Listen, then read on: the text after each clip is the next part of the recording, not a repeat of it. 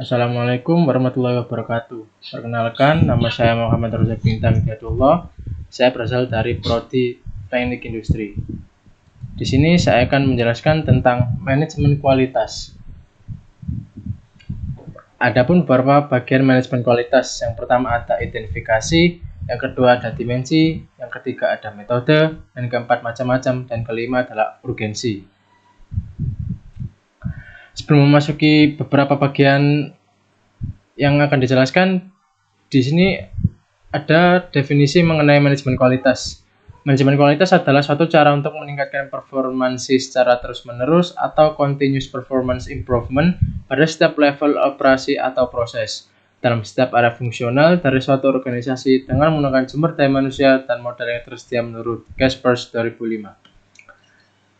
Di sini merupakan bagian-bagian yang termasuk manajemen kualitas. Yang pertama ada identifikasi. Prinsip manajemen kualitas. Apa sih prinsip manajemen kualitas? Prinsip manajemen kualitas adalah manajemen kualitas terdiri dari 7 prinsip dalam pelaksanaannya.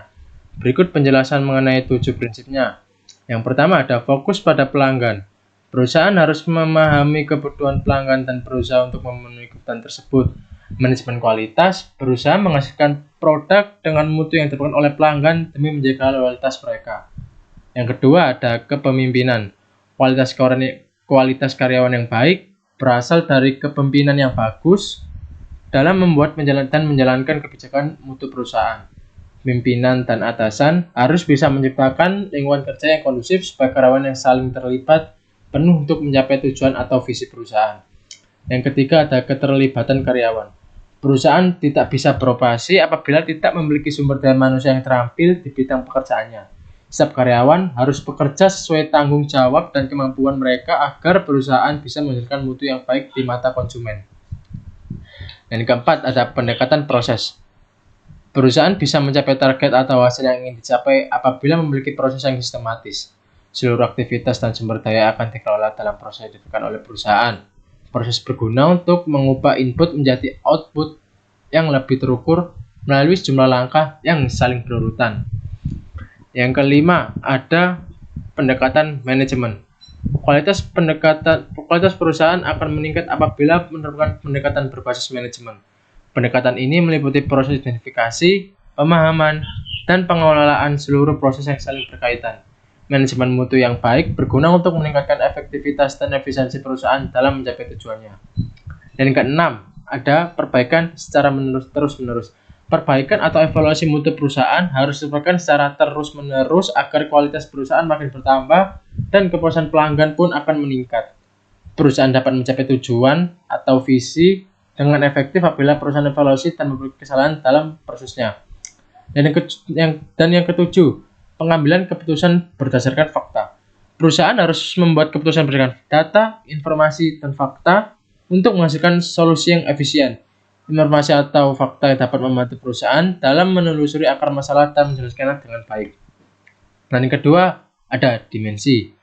Jika dalam sebuah perusahaan ingin menjadi maju atau berkembang, maka ada beberapa dimensi dalam manajemen kualitas sebuah industri atau perusahaan. Yang pertama, dimensi waktu dan orientasi masa depan. Berperilaku proaktif dan antisipatif terhadap kondisi masa depan yang diprediksi akan dihadapi.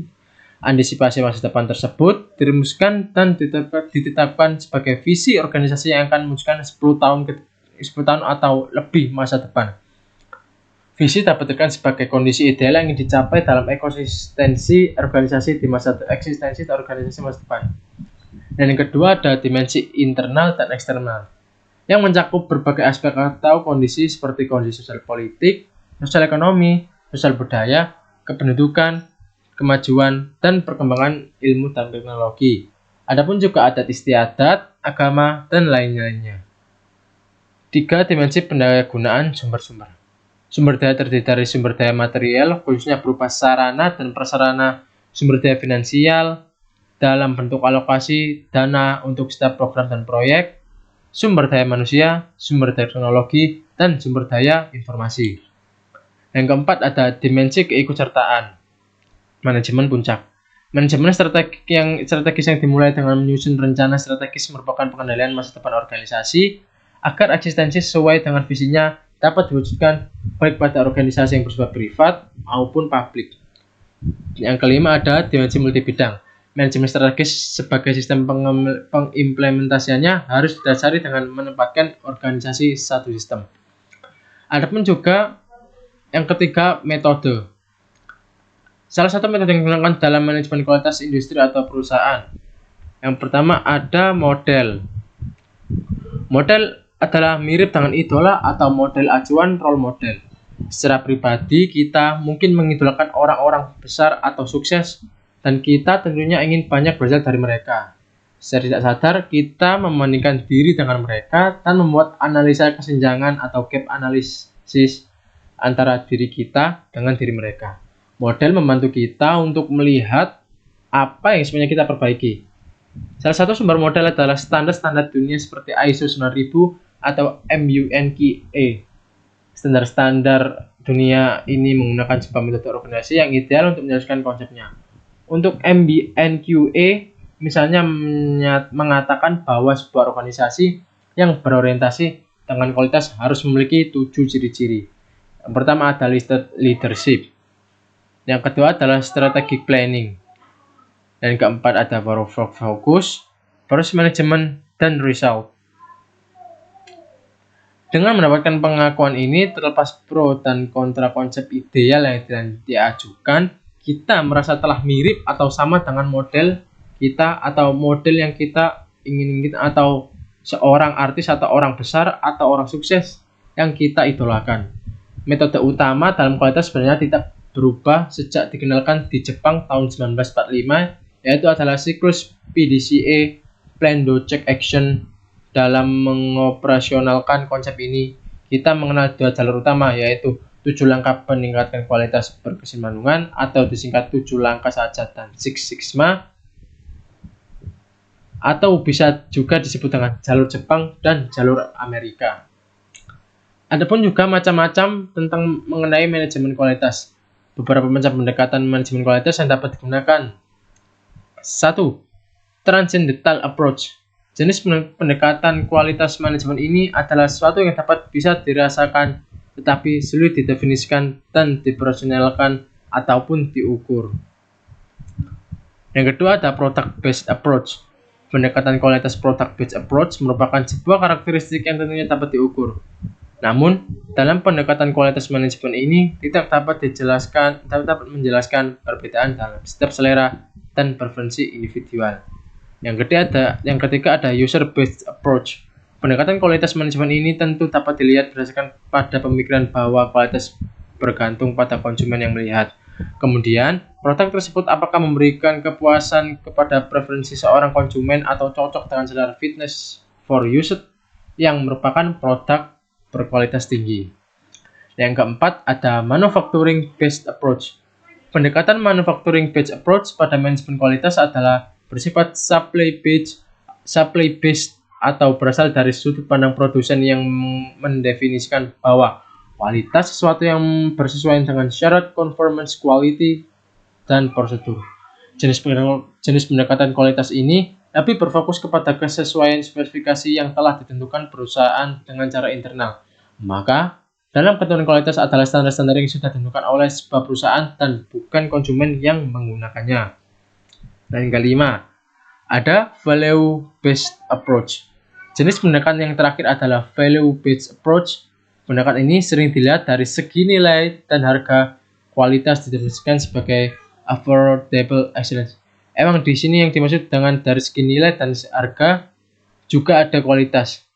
Ada harga, ada barang, ada nilai, ada kualitas. Semakin baik atau semakin tinggi atau semakin mahalnya harga tersebut, maka semakin bagus pula kualitas dan juga kelayakan pakai barang tersebut.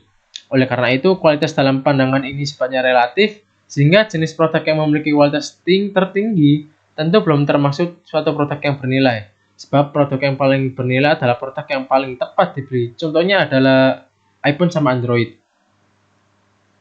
iPhone sama Android harganya kan berbeda jauh. Anggap aja iPhone dengan harga 8 juta dan Android 4 juta, hampir setengahnya. Nah, yang dimaksud kualitas tertinggi atau harga mahal tentu belum termaksud suatu produk yang bernilai.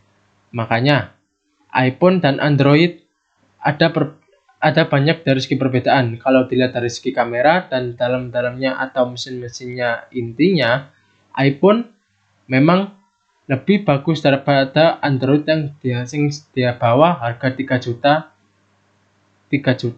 setengah lah. Nah, kalau ingin setara dengan Android, paling tidak kita harus menaikkan budget sekitar 6 sampai 7 juta. Nah, yang di sini ada termaut ada harga, ada rupa.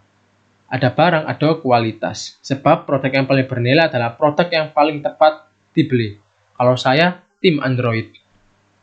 Dan kelima ada urgensi. Kualitas merupakan kunci keunggulan bersaing, competitive advantage, yaitu kemampuan sebuah perusahaan untuk mencapai keunggulan pasar. Dalam jangka panjang, keunggulan bersaing yang terjaga akan menghasilkan kinerja di atas rata-rata. Atau bisa juga diartikan kualitas adalah ciri dan karakter menyeluruh dari suatu produk atau jasa yang mempengaruhi kemampuan produk tersebut untuk memuaskan kebutuhan tertentu. Kualitas suatu produk sangat menentukan prestasinya di pasaran. Manajemen kualitas sangat penting bagi suatu perusahaan. Dalam perusahaan, manajemen kualitas digunakan untuk memenuhi selera konsumen sesuai dengan perkembangan zaman. Manajemen kualitas dapat diterapkan pada barang maupun jasa, karena yang ditekankan pada manajemen kualitas adalah peningkatan sistem kualitas. Manajemen kualitas digunakan juga untuk terus mengembangkan produk dalam suatu perusahaan. Mulai dari perusahaan harus mengetahui selera konsumen, membuat inovasi baru, ataupun memperbaiki produk lama menjadi beserta proses produksi yang ada saat ini, atau mengikuti produk-produk atau tren-tren yang lagi viral saat ini. Sekian dari saya. Terima kasih. Allahumma fiqh ila aqwamit thoriq. Assalamualaikum warahmatullahi wabarakatuh.